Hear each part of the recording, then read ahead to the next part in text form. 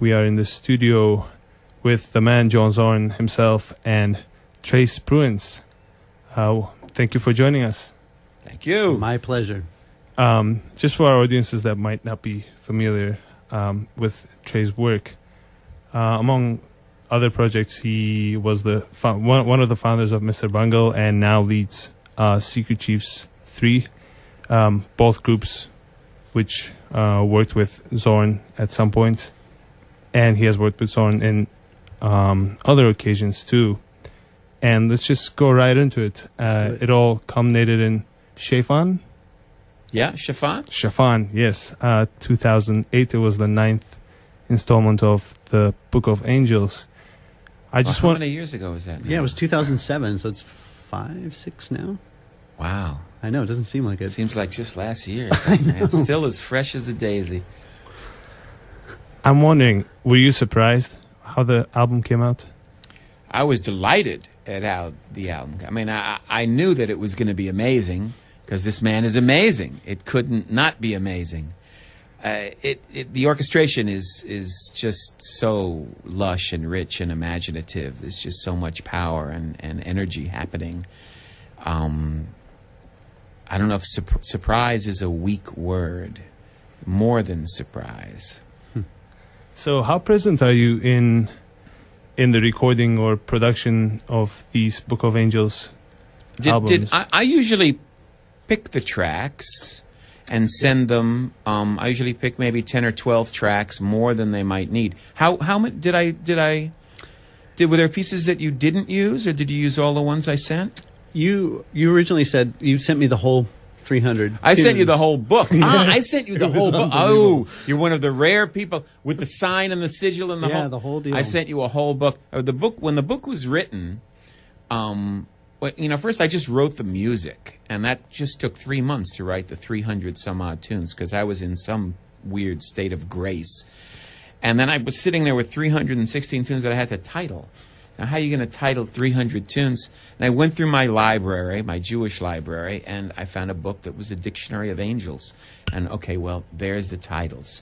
So then I went and I titled all of them, and everything kind of, came together. Then I kind of bound them in a gold box, and I put an individual sigil. And I think I only made about 20 or 25 of those.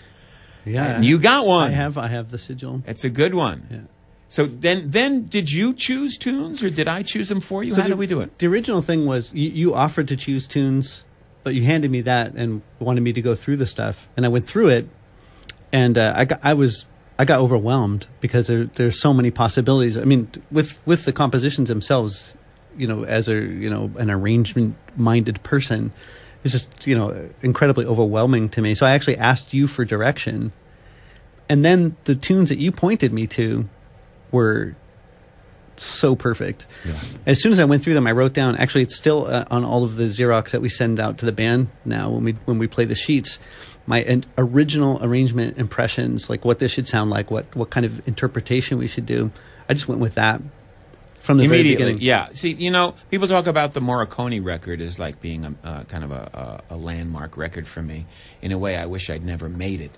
But when I put it together, it was like immediate, my impressions of each tune. The arrangements were clear right away. Yeah, right away. I tell people, it didn't take more than a half hour to really arrange that entire record. It was just all right there. I knew what I wanted to do, and it was just very simple. And maybe it was very similar for you. I knew what I had the flash. I knew exactly what it should sound like. Yeah. But then I slaved over it for some time to get it there. Then it's detail. Yeah. But the first flash of creativity sometimes is like a white hot one. And I'm really glad that the tunes that I chose for you were perfect in every case so far. All of the tunes I've picked for people have been perfect for those people. Yeah, totally perfect. Even like I give it to a guitar player, and it's like they don't even have to transpose. They're really right there for like Chenier was saying, it's right there on the oud. Everything is just right there. I don't even have to transpose. Yeah, totally. I don't know how that happens except some weird, connection. Yeah, and it's also there's no tempo, there are no tempo markings. So I could go to John. There were a couple of times I was like, is it okay if we take this really slow or this really fast? And his answer was always like, respect the composition. That's all I ask for that. If you're respecting the composition, and to me it was like the tempo stuff like Barakiel, you could do that a billion different ways. But I heard it as this, this ballad. It's just such a beautiful, incredibly beautiful ballad. And I really wanted to do it that way with this really, I don't know, kind of a heavy... It suggested a very lamenting kind of feeling to me. But you could interpret that completely differently. Yeah, it's true. It's true. A lot of these pieces...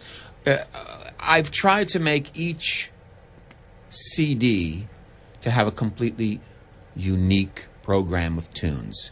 There's only one or two places where I've doubled up on tunes, and that was kind of an accident.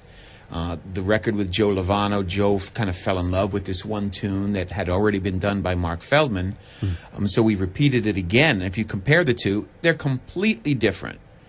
And also, the new record that just came out with Pat Metheny, the first track on that record is something that was on one of the Masada String Trio records. And again, the arrangements couldn't be more different.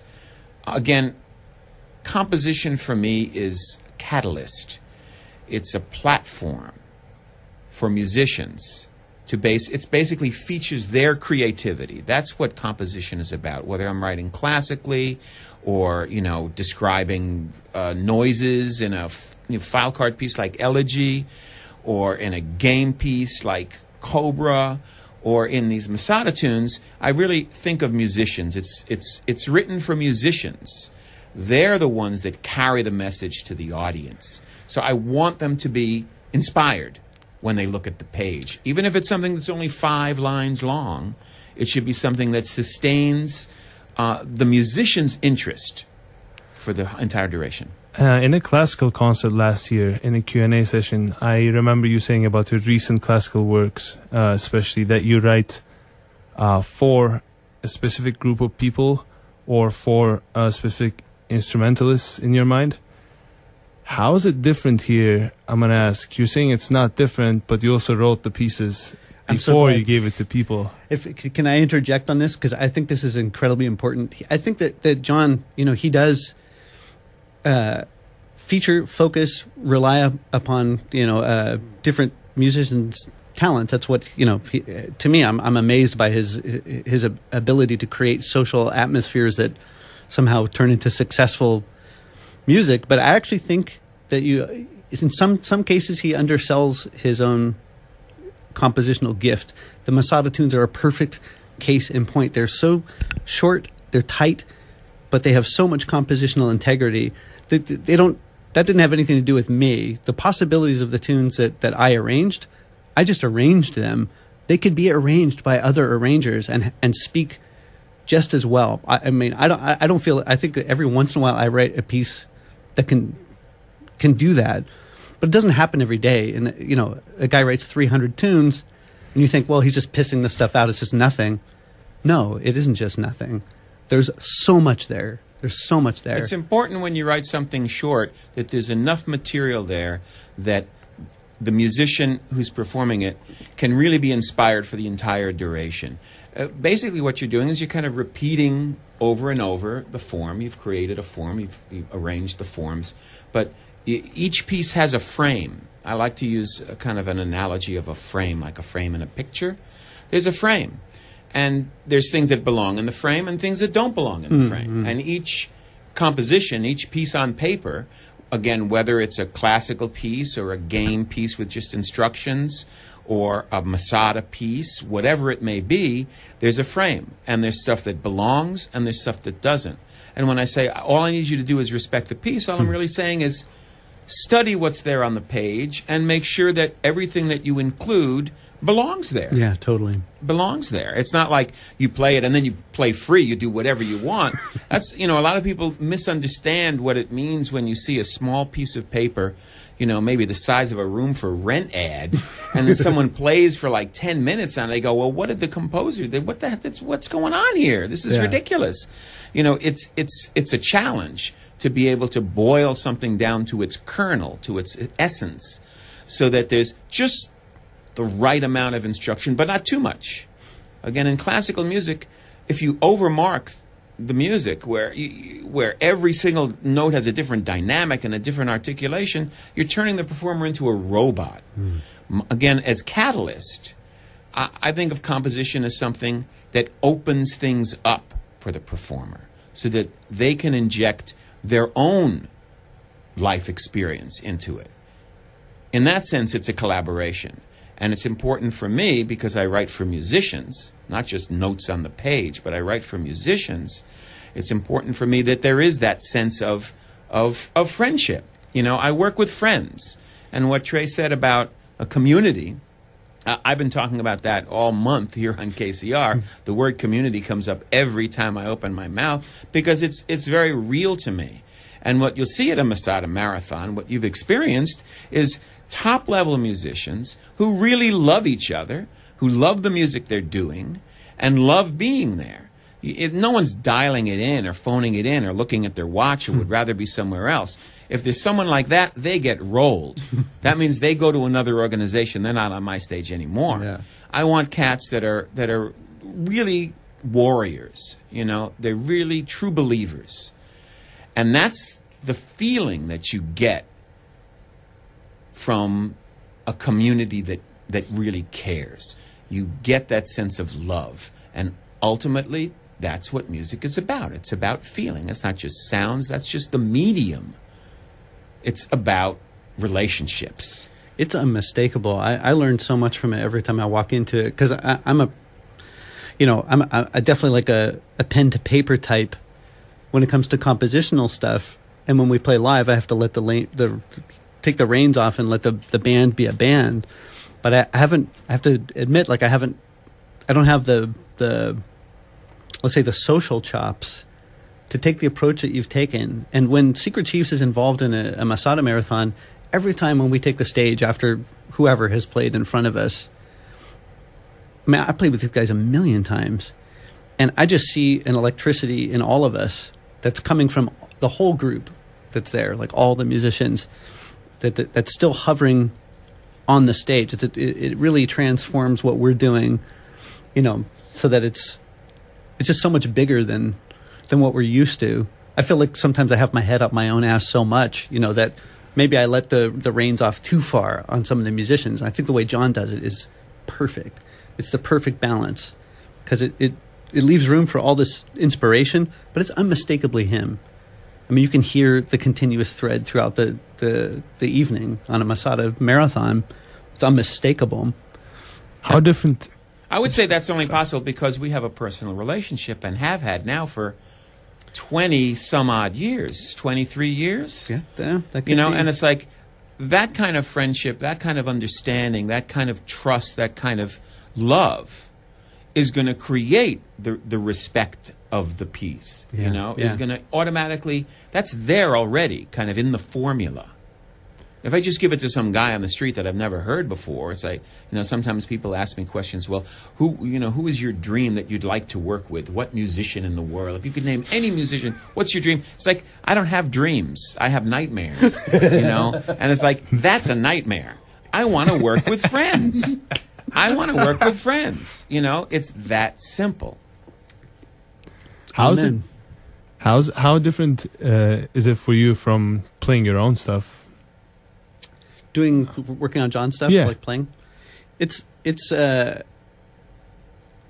I was just saying, the live environment it's radically different because it is a wider community of musicians, and it isn't. It's not even like a pre-formatted it's always kind of a different group, but it's always the same. I think we're all oriented the same way. We all have the same orientation to his music. And you felt that while you were recording the album too, or arranging the album? Well, okay, so that's an interesting question because, you know, he gave me the task of arranging it. And so when I had that original flash of what these tunes should sound like and I'm marking it on the chart, that's going to then translate into we're going to go do a recording session and I have to tell these guys what their part is, you know, what they're supposed to do. So I'm assigning them very specific things. We're not just going to go in there and improvise and then I'm going to deal with it later. So for that to happen, it's up to me to translate to respect John's music as we're talking about, like keep everything in the frame. but it's also because I feel it. I feel what it's supposed to sound like, and I'm going to insist on that. Like, I'm not going to let it be anything less than what I hear, and that could happen. Believe me, you know, it could. If you let the reins go at all, like, but you never do that. You're always right on it. Yeah. You're always right, no matter who's in the band. What really impresses me is how, though you use different people, and it seems like almost every time we've done this, there's been a slightly different lineup. Yeah. I mean, I kind of like to think of it as you're slowly honing the group and kind of winnowing out, you know, people that don't quite have it. And you're really, I think you've got an incredible band right now. Yeah. I think Yeah. each one is a really strong individual, you know. But every time you've done it, the music has been on such a high level. And that's something that I really admire. Something that I could not do.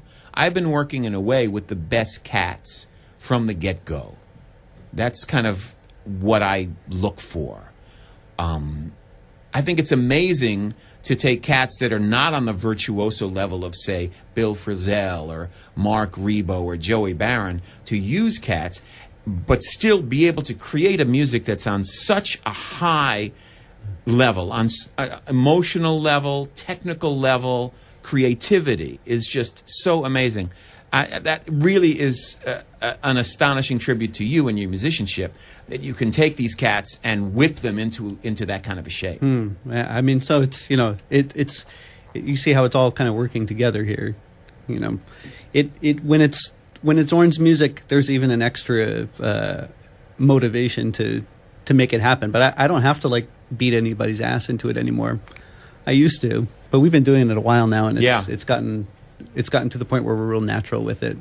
All right, let's hear some of this beautiful music. Yay! Which one do you want to start with? What's a good one to do here? Trey's choice.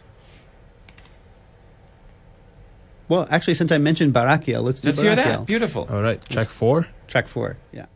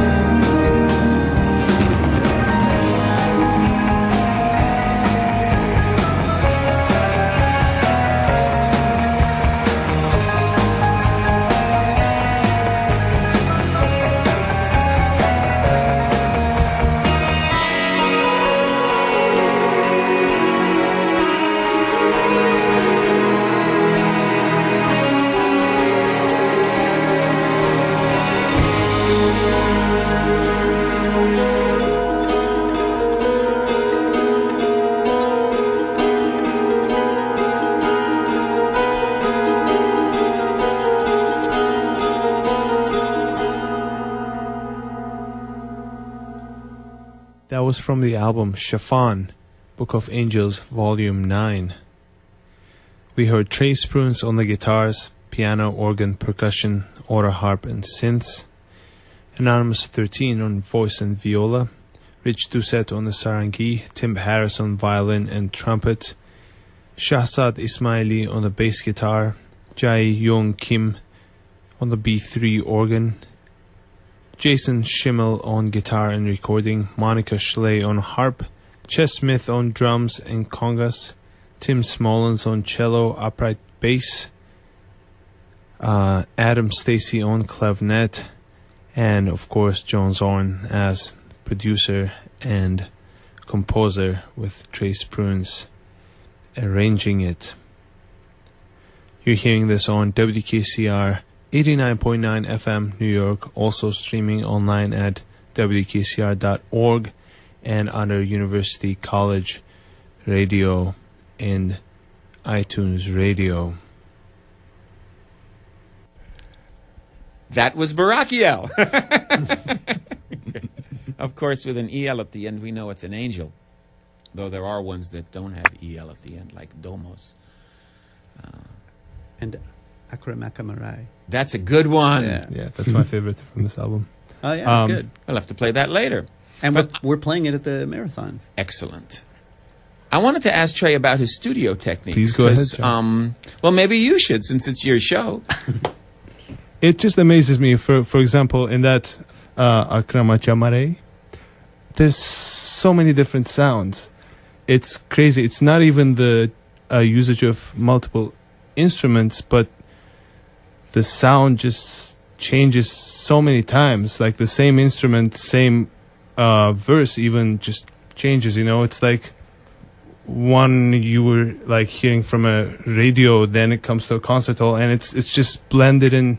Oh, there's an incredible amount of detail in that arrangement. Exactly. And I'd love Trey to talk a little bit about how he works in the studio, how he works with musicians, whether they come in one at a time. Do you do an initial session that's like basic tracks? Do you have people alone? What's your process? Maybe just on that one piece. Yeah, actually, I feel like this record kind of it changed my approach in some ways, because usually all the way back to the Mr. Bungle days, it was starting with a skeletal thing of tracking the drums, doing scratch tracks of everything else, and just layering it and perfecting stuff as time goes on. But with this record, I did the arrangements, and then we tracked in 2 days, just the whole band, rhythm section, the whole thing. I knew that we would be doing a bunch of violin overdubs, a bunch of keyboard overdubs, because we didn't have the keyboard player that we were going to use. But the basic parts, all the rhythm section stuff, all the percussion. 5-piece band. 2 days, all 10, 12 tunes. How many tunes is it? 11. 11 tunes. Yeah, all in 2 days. In 2 days, but then after that was adding the special additional percussion stuff. And on that tune, there's all this wild percussion stuff on there. So I actually started with that, and we tracked on. That's a unique tune, because we started with percussion stuff and then tracked the rhythm section to the percussion. I don't think there's another way to do that, actually. When it comes to Arabic style percussion things, I think when you start with drums and bass and then start adding doumbeks and rik and all of that, it just sounds weird. It has to be the core backbone of it has to be the percussive stuff. Yeah, it doesn't meld the same way. Absolutely. And I think a drummer just naturally has a tendency to want to fill up space when there's nothing else there. But if the percussion is dramatically in the center, he's going to lay back and play appropriately, accompanying the percussion. I think, and also tempo stuff is really weird. When it's when tempo is coming from percussion as opposed to when it's coming from a rhythm section, things are totally different. Yes. So I think it's why that track turned out right, was really from starting with percussion stuff and then tracking everything else to that. How many people did you bring in when you were laying? Did Willie Winan come in on that track at all, or did you bring in single percussionists to come in, violinists to come in after? Did you work with single people, or did you have other groups that came in? Yeah, it was kind of layered. It was never done all at once. I mean, I wish I could over do the that. course of several months, maybe. Yeah, definitely. Yeah. You start with one thing, and then even I'm adding little I can't play Rick or tambourine stuff very well, but if there's already a track laid down and it just needs some complementary parts, I can handle that stuff. There's a lot of little tiny detail stuff like that. Did you work at home on a computer doing a lot of editing yourself? Yeah, after the initial tracking, it was me just obsessing on it. It sounds like that kind of obsessive attention to detail that you can only really do at home, because how could anyone afford to pay, you know, a studio when you're doing that amount of... I mean, it really sounds like hundreds of hours of work involved. Yeah, I'm glad that you... Oh, yeah, even in a single tune. Yeah, yeah. I know it took a long time to finish this record, and I didn't want to push, because things take their own time. Man, I wish everybody had this approach. Exactly. I waited 10 years for Marianne Amashay to give me a record, and it was like, I did have to push a little bit. Like, once a year I would call her and say, Marianne, how about that record? I think we talked every 6 months or so, like that. It wasn't... I think it took a year. I don't think it took more than a year. Yeah. I don't have the thumb screws on you too much. No, you were totally cool. Yeah. And I would give you progress reports every once in a while, so you knew I wasn't just sitting on my hands. You know? Absolutely. And they were always very positive and excited. You were very motivated about totally this, into which it. really, really pumped me. And you definitely can hear the amount of time that you put in detail. I do tend to over obsess in the studio, but that record I feel like has a really graceful balance, especially in the final process when the mixing, all the computer crap was done, and going back into a real studio and mixing it through the analog desk. When I could really, use EQs for final adjustments and everything, it really worked out nicely. Absolutely. It's amazing how EQ can really adjust a level. You don't have to turn something up. Sometimes you just add a little top or something, and it comes out a little clearer. Actually, this is an opportunity to point out that I learned that from you, because when we were doing that first Mr. Bungle record, I mean, we didn't know anything, and we had tracked. You were 21? Yeah, or 20. Yeah, and it was we had this huge budget from Warner Brothers, and we had done an okay job of tracking, but we're these guys from Eureka. We don't even know what a Marshall stack or a Hammond B3 organ I think all I really said to you guys, because I didn't want to be in the studio for a month tracking stuff. I said, look, I'll mix the record for you for a week. But tracking, just buy good equipment. The thing is, the only thing I said was like, just get really good equipment in there. Don't mess with these little pig noses anymore. Get a really good amp and do your thing. And they did it on their own. It's kind of like, hey, you can do this. You don't need a guy telling you what to do. Yeah, but it was so good because he came in and said, "What are these? These are supposed to be heavy guitar tones. We have to retract this shit." Did I say that? And so we rented a Marshall amp and we redid all of that. We replaced a bunch of these terrible digital organ fake keyboard sounds because with a real Hammond. We rented a real Hammond. Yeah. We just retracked everything with that. I mean, and then the other thing is that and now, I do all studio stuff all the time, so now this is like commonplace thing for me. But the first time I ever saw it, you rented, or you had them rent, a Pultec sidecar. Yeah.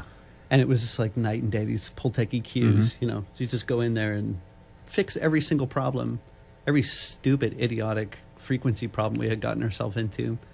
And within a week, it was like... Yeah, we had it in a week. Yeah. It was cool. It was unbelievable. But it was a lot of fun. The EQ thing is EQ is really amazing what you can do with EQ. His ears, it's on another level completely. It's not just tones and pitches and all that. There's EQ thing is real art. Well, the studio has become really an instrument, I think. In the 80s, I would say, is when I kind of opened up to that. It was the first chance I got to work in a multi-track studio. Otherwise, we were just, we had no money. We were just doing things totally on the cuff wherever we could. My first 2 records were recorded here in these studios here at KCR. But when I got into a multi-track, it was like, wow, a kid in a candy store. What you could do with that stuff, man. And that's a whole nother way of putting music together. And of course, there were a lot of advancements going on through the 50s into the 60s into the 70s with a variety of different producers and bands and techniques. Now in the digital realm, wow. Yeah, I think Chiffon is a great example of what you can came do in to a be. studio. Exactly. Incredible. It's just what you can do pretty much at your house. Yeah. Right? You're working at your house. It's a hybrid. I mean, go into Pro a studio Tools setup. Digital Performer, similar thing. And, as long as you track in a real studio, I would never track drums. You need a good sounding room and good mics, and good equipment. But then you can take it home and do all your obsessing. Yeah. I mean, I learned how to, the reason I'm so efficient, like even with these Masada marathons, is because the clock was running. I don't have much money. I'm eating potatoes all day. I wear the same pair of pants for 2 years. I don't have a lot of money, but the clock is running in there. Even if it's like $50 an hour in a studio, that's like, wow, I was paying $50 a month rent. It's like that, man, just like a whole year's rent I'm spending here. You got to be kidding me. Totally. I just had to really get stuff done quickly. I had to do it correct because I'm just as obsessive and detail-oriented as Trey is. But I learned to do it like really fast, really connected. Do you still work that I way? still work that studio? way because I don't because again, it's about people. I like working with an engineer. I don't want to sit alone in my room with a Pro Tools setup. I want to be with people. Again, music is about people. That's and music people are the best. They really are. Of all the different people, in the creative arts, I love music people. So I want to be there with someone and talk and exchange ideas. And, I'd rather now pay an expert like Mark Urselli, who I've been working with for many years in the studio, who's faster than I could ever be, and who often now, because we worked together for so many years, I'll say, Mark, can you? And he said, I already did it. Like, already he knows what I'd like to do. And detail, I mean, music is about detail. It's all in the details. If I would give one bit of advice to musicians out there, I would just say detail, and then more detail. Yeah, don't sacrifice any No, of that. don't sacrifice a bit. Don't compromise. It's got to be the way it is. And so I think a lot of times musicians will shy away from studio stuff or the importance of studio stuff because it's technical and it's going to, it's going to get in the way of most of the best, both of best worlds, which is what you did with this record, tracking 2 days with a live band and then getting all the details in addition to that. I always think of it like it's the studio is in a way it's the conductor. I mean, it's the place that you're setting. You're basically getting everything into the shape that it's supposed to be. The piece is already there, but the presentation and the volumes of certain things is really it's really about the conductor, and that's not just an engineer. That's a producer. So the composer can be the conductor in the studio. Or, like in the case of Mark, it's great. He's like I mean, I've worked with him in the studio now too, and it's just like the speed that he has. That's like hiring out a great conductor who knows what the hell's going on. And totally transparent, like completely transparent. Again, he's part of a team. It's really about teamwork. I mean, as Trey has a band, an amazing band, it's a team. They're all working together. Same thing with, my record label, Tzaddik, there's a team there in terms of production, making the CDs, designing the CDs, getting the sound together. Scott Hull, Hung Chin, Sarah Robertson, and A to Z, Kazunori Sugiyama. It's a set team. We've been working together for a long, long time. Same thing with a band, whether it's a Masada band or the Secret Chiefs 3. There you've got a band. It's a team. We're all working together towards one goal. And you've really got to galvanize that with, a leader's vision. Trey is a perfect example of someone who has incredible musical knowledge and knows how to impart it to other musicians, even if they're not on his level musically. I always look for people who are better than me. I feel like, if you're the best guy in the band, there's something wrong. You should not be the best cat in the band. You should always have cats that are better than you. Or you're in the wrong band. So it's like you need to be inspiring. You need to be inspiring as a band leader. You really need to get those sparks flying. And I think Trey is incredibly adept at doing that. If you see him on stage, you'll see it right away. Everybody's watching him. And it's the same in my band. Yeah, for sure, man. Everybody better be watching me, or they're rolled, baby. I got to get another job. All right, let's hear another one. Akramachamarei? Yes. All right.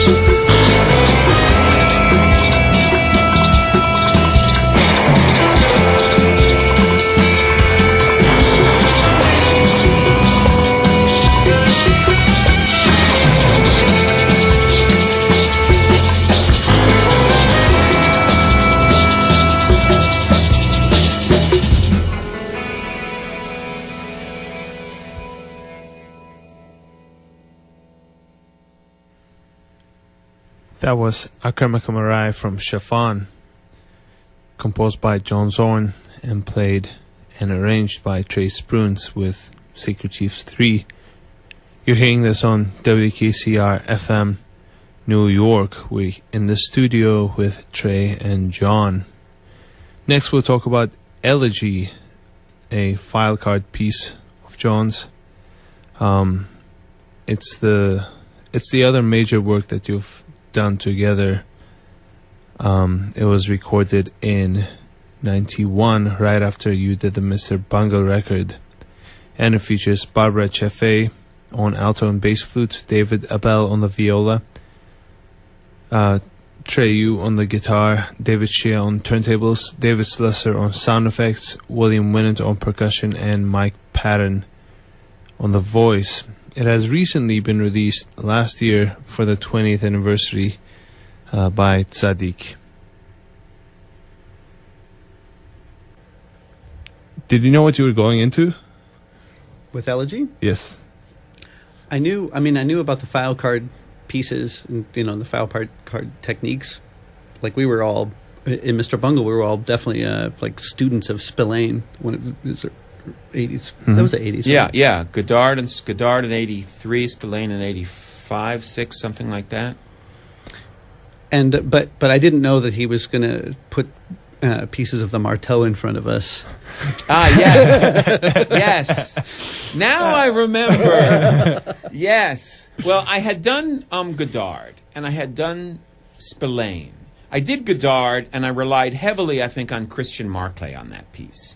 So then I said, again, as a composer, you need to challenge yourself. I'm going to try and do a piece without Christian. I'm relying too heavy on him. It's too easy to do something successful with a turntable guy. So let's try and do a piece without Christian, and then I did Spillane, which didn't have Christian. It was all like scored.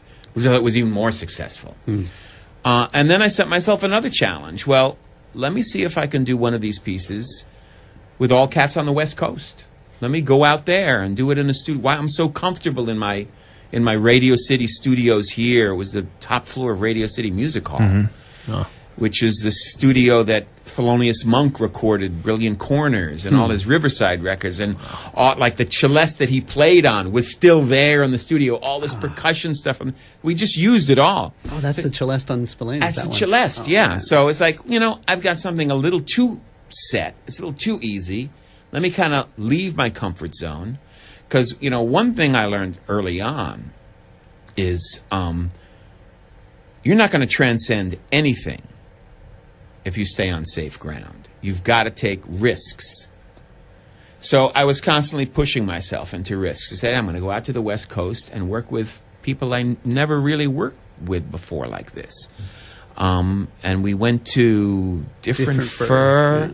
And it was you and Mike, and then it was Slusser, who's amazing, and David Abel, the amazing David Abel, who drove me bananas, telling me there's no G harmonic on the C string. I wanted to rip his throat out. And Barbara Chaffee, I think, is a flautist who played on that. Anyway, and Willie, of course. Yeah. The piece is entirely based on Boulez's Marteau Son Maître. I was doing a piece dedicated to Genet. I did a lot of research and study. I read all the Genet books again and really got in kind of French music. And the instrumentation has a kind of similarity to Marteau as well. So I would take phrases and move them around, and I'd give things to Trey, and the guitar part in Marteau. I say, you can play this, and you played it, man. Oh, my God. You really played it beautifully on electric guitar. We were just talking about it, getting ideas across to the musicians, especially with pieces like this where you're inspired greatly. In this case, by Jean Genet. Jean Genet. Yeah, sorry. How did you get that to your musicians? As in, how do you get to the same page with them? Or do you need to get to the same page with them in means of your inspiration? Well, with Spillane, I know that I handed a different novel by Spillane out to each member of the group when we were doing it, because there was a lot of time off. There was time off when people weren't involved recording, and then there was time on deck where they were waiting to be in the next section of the piece. And I gave everyone a novel to finish over the course of the 7 days that we recorded the piece. And that kind of helped kind of get them into a vibe. I don't think I did anything like that with the Genet piece. Maybe not formally. I know we had all been reading. Everybody's been reading, maybe, you know, it's maybe I hypnotized you all. Like, Probably. Get right back. Sometimes you just got to, like, bring the music in and take care of that. So I don't think that there was anything specific, especially with David Abel. You're not going to give him a Genet novel and get him to understand what's going on. He barely could understand the notes on the page. So... yeah, I can't say that there was... I'm glad that some people did reading, and we definitely kind of got into that. Didn't we get into that kind of seedy world by going over to the Mitchell Brothers or something? Yes. Yes, I remember. It was a dark time. Was that like the local strip joint in the Tenderloin, San Francisco? How was it recorded in the studio? How live is it? Like, it obviously used lots of different stuff in the studio, and I wonder how continuous it was. Well, this was a time when we were recording to tape, and the piece was constructed in moments, and the moments were on these file cards. There's usually about 60 of them, and each card would have sometimes musical notation, sometimes just images, sometimes things that I would describe, and each section would be a different permutation of the musicians. We'd go in the studio, I'd say, okay, I need you 3 guys. I'd hand the music out or describe what I want. Then we'd start doing takes. We'd do some rehearsals, then we'd start doing takes. The takes would have to be punched onto the tape exactly in the place that it needed to be. It's not like today where I can record these things wild digitally and then place them wherever I want on a Pro Tools session. We would roll the tape, and then I would give a cue, and we would come in. And if we didn't come in totally together, stop, do another take. Yeah. And we'd do take after take after take until we got what we needed. And talk about pressure. You know, sometimes we'd do a great take, but the opening was off. You know, and then I have to decide, well, should we try another take, or can I fix the opening by maybe, putting a loud blam there, or, a slapstick, or... So it was really a matter of... And we couldn't save takes. I would have to decide that either that was the take, or we're losing it forever and trying another. Yeah. This is the old school tape stuff, Totally organic, and it's only 12 channels. Think about it. It's you're punching in. What are you punching in? You can't have all 24 tracks engaged. No, there's an A set of tracks and a B set. So the first piece in Elegy would be on the A tracks, then the next piece would be overlapped on the B tracks. So it was very hair-raising, really time-consuming. But again, that obsession, that attention to detail, all comes through in the piece. I think it's the focus of it is what I mean. When you think about it, it wasn't time consuming because of the focus that demanded. It's 2-3 days and you get it done. I mean, that's to me that's the graceful brilliance of that approach. Yeah, which I miss. I have to say, 8 or 10 hours a day working in the studio straight. But that focus, everybody's tuned in. Yeah, everyone's tuned in. It's a really good way to work. Again, it's creating a community, is what it is. You could call it a TAZ. What Hakim Bey calls a temporary autonomous zone that's separate from the rest of the world and exists under its own rules. And we even develop a language of our own in the studio. We'll start saying, repeating words that make sense to us, but if we went into the street, they wouldn't know what was going on. You say, oh yeah, he's on deck. We kind of know what that means. But it gets like deeper and deeper and deeper. You really kind of bond together in that crucible of the studio or rehearsal studio or on stage, at a concert. You kind of bond together. And in these kind of 10, 12-hour days recording, where I don't usually eat or rest, I'm always working. Because once you put food in your system, you slow down. I think digesting is one of the most difficult things for a body to do. So I do not eat. So you could say I'm fasting. You know what I mean? So we're going through this whole kind of intense thing. And some magic happens. Yeah. Magic happens. It's just like there's a community. It has its own set of rules. We all understand it. We're all committed to the goal. creating this piece of music. And most recently, I did this process with Ciro's band, the Banquet of the Spirits, to create the Mount Analog piece, the Gurdjieff piece. Oh, yeah. And that also kind of, this time it was like sometimes 15, 16 hours a day into the studio, working till 4 in the morning, which I never do. But we needed to do it. And this really, it's a very special thing. It's not something I can do very often, maybe, once every few years, just to keep it special. You overdo it and then it just becomes routine. Yeah. Mm-hmm. Each separate file card piece, from Godard to Spillane to Grand Guignol to Elegy to Kristallnacht to Femina to Dictée to Mount Analog to Interzone. Each piece is completely different. Each piece has a completely different language. Each piece kind of used different players. But each piece is connected in this kind of vision of moment form, where each moment is a detail in itself, but then altogether it adds up to a narrative. In a way, it's like an opera. It's like a film in a way. I'm thinking the film, Yeah. because especially like we didn't know what was going to work and what wasn't. Like, when you were proposing the different parts, we didn't know who was going to shine, who was going to be supporting. It's something that happened when you hit the record button. Exactly. And that's what you capture in these kind of situations in a recording studio, is that kind of magical moment where something happens for the first time. Something that you can't write down on a piece of paper, because to write it down would ruin it. It's something that's spontaneous. I can say, okay, Trey, I want you to make a lot of noise, just a lot of low-end distortion. And then I'll say to Willie, I want you to play like you're a drunk falling down the stairs. And then I'll give Barbara Chaffee, the flute player, a written flute part. And then, okay, let's do it. And then we do it, and I say, no. The flute should go faster. Maybe the noise should be a little higher in pitch. Willie's playing too many notes. We do it again. Say, Willie, don't use the timpani. Let's use this. And slowly we'll tweak it until it's in the right spot. Then it'll go to tape. So it's, constantly changing, moving forward. You're always kind of moving forward, which I think is both of our lives are kind of like that on the creative tip. Yeah. We're always moving forward. It's always growing in a way. The best concert is the next one. Yeah. Every time I hear you guys play, it's better. And you know what? If it's not going to be better, why do it? Yeah, right, exactly. If it's not going to be better, why do the gig?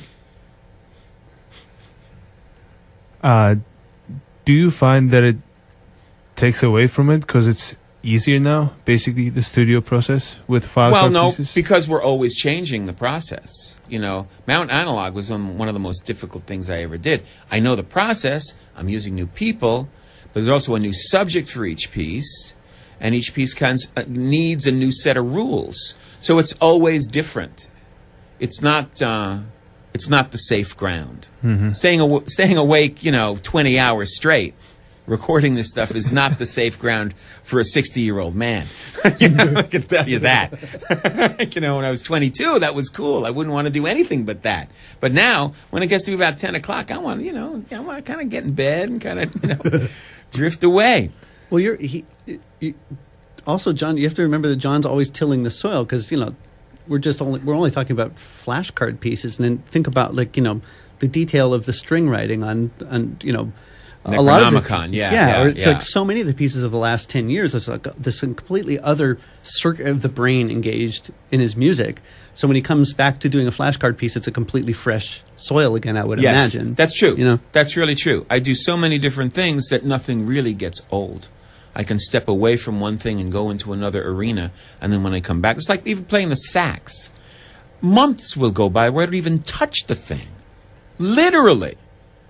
And then I'll stand on stage for a Masada Marathon, go doodle-doodle-deet, okay, I'm all warmed up, let's play. And boom, I got a kill. Yeah. And on Masada Marathon, when I get up on stage and play the sax, I better be amazing. Or go home and pack it up, just give up. Everybody else is killing, so I have got to do it. And it's that kind of, again, kind of crucible that you put yourself in. I put myself in, because as a band leader, you have to share suffering with the rest of the people around you. You know, I can't like go coasting while everybody else is working their butts off. I got to work harder. It's like Alexander the Great. You have to be, getting your arms slashed to inspire those guys Absolutely. to get off their asses at all, really. Absolutely. Absolutely. Yeah. So when I get on stage at the end of a Masada Marathon, I know I had better really do it, because everybody's looking at me and they just nailed everything. So I have got to nail it. So that's an amazing place to be. It's an exciting, but it's a scary place to be. Was it scary doing Elegy the first time you did it? Did you feel comfortable when we were in the studio? That was the first time we had really... Yeah, it was scary. Like it was scary as hell just because I'm getting the marteau in front of me. Right. Man, you nailed that. I mean? This is one of these pieces, too. It's like, well, it's one thing because the guys who play it have 6 months to prepare it, you know. And, here I have an electric guitar and don't really read very much on the guitar. So, I'm going to woodshed it as hard as I can for 15 minutes. And, I'm happy that I can BS my way through it enough to serve the piece, which is... And there's the bottom line. That's what matters. And also what matters is that you're being challenged. Yeah. That I'm giving you something that you think you can do, you're not sure, but then you do it. This is the crucial... This is also the thing I have to point out is a unique thing with John is these things that are... I think they're absurd in any other context. Me playing the marteau, that's ridiculous. But when he's pushing me to do it, somehow the magic happens and it can happen. Somehow it works. I don't know what contextualized in a right place where you're comfortable. I don't know that I would say I'm comfortable. Well, the music sounds comfortable, right? Somehow maybe that's not even right.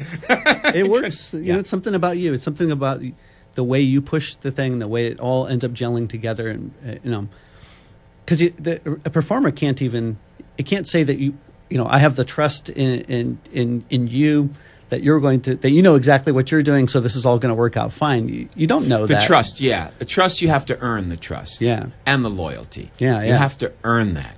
That just doesn't happen, and you have to earn it by giving it time and time and time again. So it's like we're all working together. He's investing the trust in me or the belief that I can do it.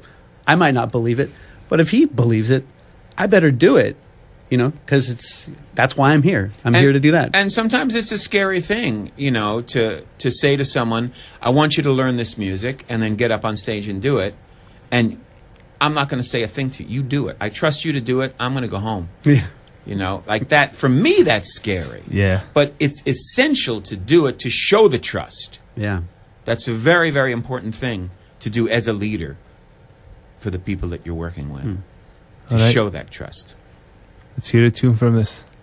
A tune, a movement, a selection, a track.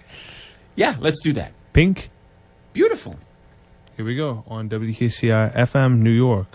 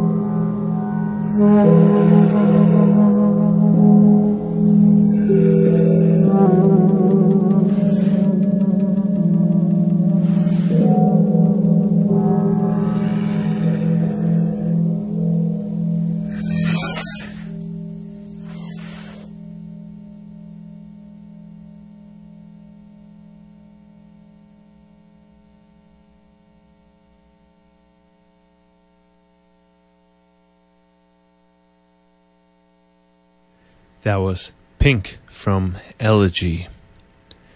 You are listening to WKCR 89.9 FM, New York, and we're with Trey Spruance and John Zorn. Trey, I wanted to ask you about this. You have basically under Secret Chiefs 3 7 bands, or basically it's a lot of subgrouping of people that float in and out of your group. Can you kind of draw a parallel to Zorn in this matter, in creating a community? Certainly. It's the subgrouping of bands is not actually based on the personnel of the groups. It's the same people. It's just changing modalities. Like we were just talking about how Zorn, some of the, he's composing some of the time, writing these very intensive charts for classical musicians. Like, I don't understand where the string writing in the last 15 years came from. It's unbelievable to me. And then switching gears, and it's new fertile soil when he does a flashcard piece or game pieces or, improvisational stuff. In Secret Chiefs, the 7 different bands kind of serves a similar function, I would say, for everyone who's involved, which is really just to shift gears, completely shift gears and have a different approach. It's not really as limited as something like genre. Genre is probably too small of a word. I mean, for convenience sake, I say, there's a surf rock band and a death black metal band and a more sort of a new music classical band or something, but it's not really like that. It's more, the approach that we take is completely, totally different, and the intention behind the music is completely, utterly different. But it's all from the same community of players. Yeah, it's all the same people. At this point now that we have Kenny who can do the kind of blast beat drumming kind of stuff, that was always the issue, is you can't get a jazz guy to do blast beat, like authentic death metal stuff very easily, and you sure can't get like death metal guys to play. But finesse. Now it's more and more possible. There are players now. It's unbelievable. What we've done in the past 20, 30 years as musicians and what we've stood for is now becoming, in a sense, a musical norm. I agree completely. It's so strange to see, but it's exciting for me to see young people coming out of conservatories wanting to be in a band, wanting to make horrible noise, wanting to improvise, wanting to learn to negotiate changes, as well as play, maybe Bach, Beethoven, Mozart, Schoenberg, and Lachenmann, and et cetera, et cetera. So musicianship has broadened. And back when Godard and Spillane was happening, I can honestly say there was a group of maybe 8 musicians that I knew in the world that had that kind of range where I could do these kind of pieces with. Now, man, it's all over the place. And totally. I think that's, what we've done, our generations have done, is really kind of helped open minds and expand technical questions of what you can do with the instrument. And you're right, genre is really a very weak word when you think about this stuff. We're just talking about music. But what you're doing with Secret Chiefs is similar to like my community of players. Electric Masada is the same players as the Dreamers, and then just like take 4 of them instead of, 6 and put in John Medeski, and then we have the Nova Express or the Interzone group, and it's just always interchanging a community. And in a way, that's what Duke Ellington did. He had an ensemble of 15 or some odd 18 players, and he would have small groups. Johnny Hodges would lead his little group. Cootie Williams would lead his little group. There were always like small ensembles. Sometimes Duke would do a duo with the bass player or a trio piece. Again, same idea of taking a group and then working with permutations. I think it's something that's it probably happened back in Mozart's time. He had an ensemble, and sure, he'd write a small orchestra piece, but then he'd write a string quartet for them. Then he'd write, you're working in a court. You have the same players in the court. I think it's a natural thing for creative musicians to do. Yeah. So one of the, it's an interesting thing about you, John, that like you've succeeded to take out your instrumentalist self from many of your projects and just completely channeled your composition through other musicians. Do you think that's an advancement in communication, or? Well, I think it's a critical thing for a composer to do, to be able to actually take themselves out of the performing arena. A composer should be able to put something on paper that's given to a musician, and what's on the paper inspires that player, the way it's written. Like you talk about the string writing that I do. You can we handed that to the Ardidis this year. They saw the music for the first time. They don't know me very well. I met Irvin. He's made a lot of jokes together and had a great time and got along. And then he kind of sparked it to say, well, what are you doing? Send me some pieces.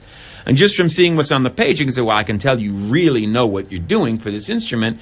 Immediately there's a respect there. And then he plays it, and it's harder than something he's played before. Then there's the challenge involved. It's all on the paper. It's all on the paper. A composer should be able to do that. So at the beginning, I have to say, the only reason I picked up an instrument was to meet other musicians.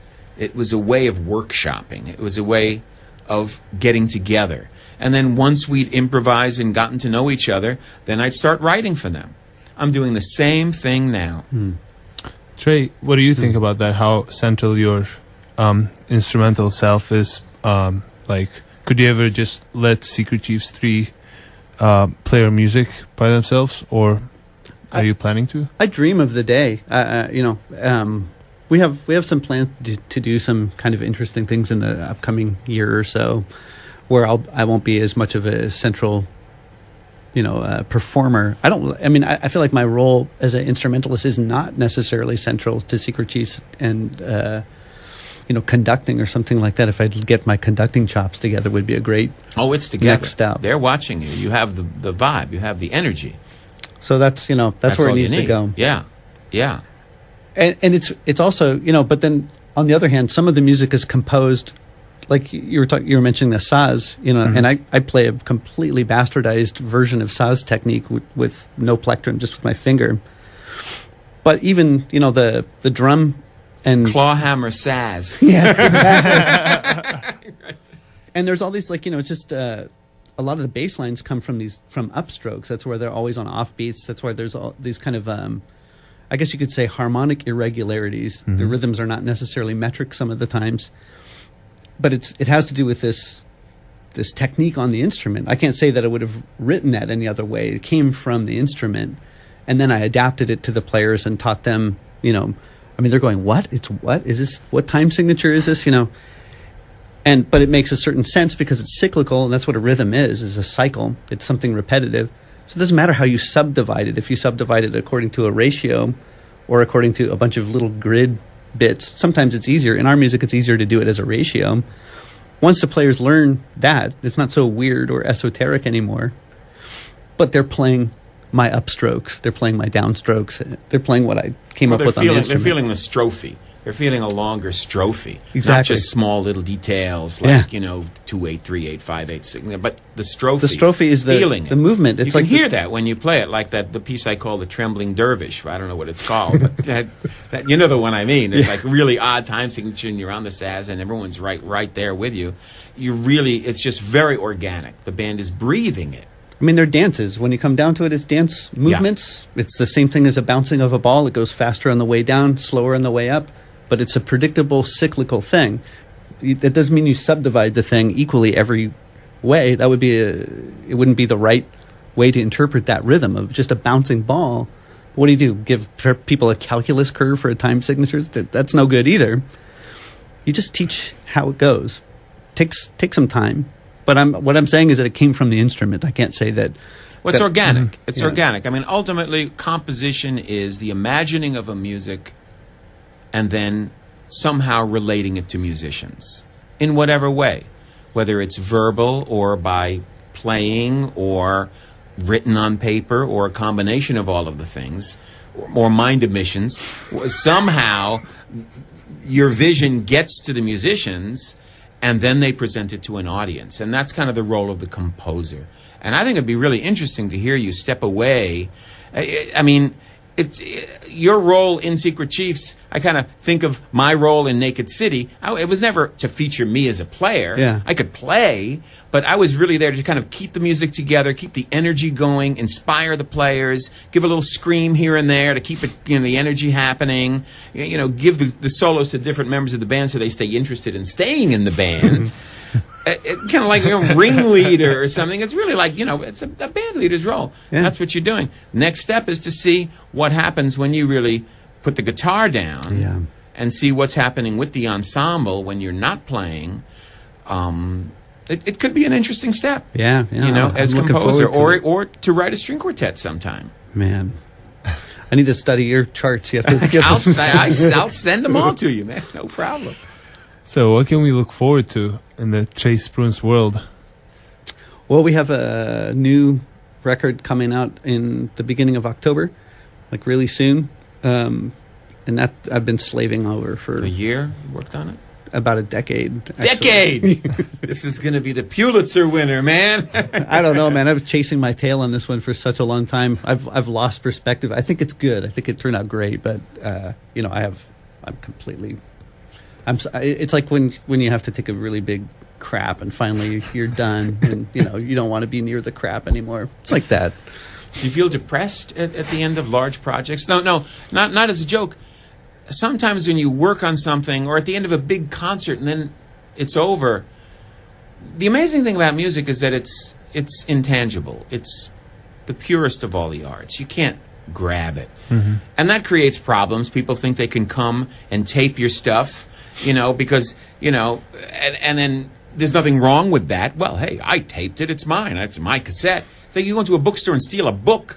Well, we know that's against the law. But you go to a concert and steal someone's music, well, that's okay because it's not tangible. It's like, so there's some downsides to it. But the beautiful thing about music, is that you can't touch it, But that also creates a problem at the end of a large project. What do you have? Mm-hmm. You go home and you're empty. Sometimes at the end of a very large, like working for 10 years on a project and then it's over, you can have this feeling of emptiness. Yeah. Have you felt that? Oh, yeah. Yeah, definitely. It's I think what you're saying, the intangibleness of it is really the thing, because I think what you're giving to people with music in a way is not, it's precisely because it's intangible or that you can't locate it or can't touch it. It goes inside of a person, not in a sentimental way. I mean, in a spiritual and physical way. It resonates something. It touches something for the people who receive it. And then, that's something that you gave. You actually gave it. It's a gift. It's not yours anymore. You actually gave that away, which it's not that you... It's not yours in the first place, in a way. Exactly. So it's just... So that depression is kind of an ego attachment that you have to something that you have to, like... Teach yourself to get over it, And that's one of the things that makes musicians so beautiful to me. They dedicate themselves to gift giving. They're saints in a certain kind of a way. They devote themselves to an instrument. And it's an incredible amount of discipline to master this instrument. And no matter how much time you put into it, there's always someone who does it better than you. So there's a lot of humility involved. It's not like, I love film, dance, beautiful, all these things. But these are people that their bodies, their voices, that is their art. It's them. So it's very easy to kind of get into an ego head with that. But to have an instrument that you're devoting yourself to that's part of a lineage that goes back thousands of years, this is a special thing. And I think musicians understand each other because we're kind of part of that inner circle. Once you've spent 1 million hours playing an instrument, you know, you're just not of this world anymore. You know what I mean? You know what I mean. I think she knows what I mean. Yeah, musicians share this kind of a special bond, and you know, I'm not trying to push people away, but I'm most comfortable with musicians for some strange reason. It's just we understand something, you know, and I think the rest of the world sometimes is jealous of that. There can be like a love-hate thing happening. They want to understand. They want to be on the inside of that. They see that. And or that it's like a cool person's club, which it's not at all. It's for the world. It's for everybody. But if you want to understand, you're going to have to put that 1 million hours on your instrument in, you know, to get with the program. Yeah, yeah.